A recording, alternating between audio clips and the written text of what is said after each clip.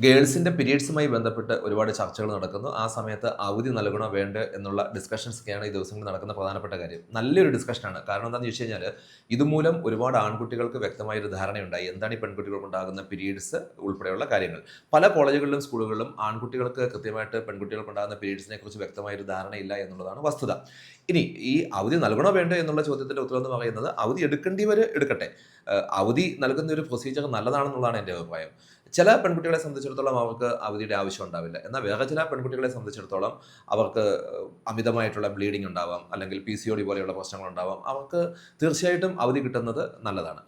പെൺകുട്ടികൾ ഓർത്തിരിക്കേണ്ട ഒരു പ്രധാനപ്പെട്ട കാര്യം എന്ന് പറയുന്നത്, ഇതൊരു തരമായിട്ട് എടുക്കരുത്. എന്ന് പറഞ്ഞു കഴിഞ്ഞാൽ, ഏതെങ്കിലുമൊക്കെ സമയത്ത് പീരീഡ്സ് ഇല്ലാത്ത സമയത്ത് പോലും പീരീഡ്സ് ആണ് എന്ന് ഡിക്ലെയർ ചെയ്തിട്ട് അവധി എടുക്കുന്ന, അല്ലെങ്കിൽ കറങ്ങാൻ പോകുന്ന ഒരു രീതി ഒരിക്കലും ഉണ്ടാവാൻ പാടില്ല. ഇതൊരു അവയർനെസ് പർപ്പസിന് കൂടി ഉപകരിക്കുന്ന ഒന്നായിട്ട് മാറണം. അതായത് ആൺകുട്ടികളും പെൺകുട്ടികളും ഒരുമിച്ചിരിക്കുന്ന ഒരു സ്ഥലത്ത് ഇത്തരത്തിലുള്ള കാര്യങ്ങൾ ചർച്ച ചെയ്യാനുള്ള ഒരു മനോഭാവം നമ്മുടെ സൊസൈറ്റിക്ക് ഉണ്ടായിക്കഴിഞ്ഞാൽ പല പ്രശ്നങ്ങൾക്കും അത് സൊല്യൂഷൻ ആവുകയും ചെയ്യും.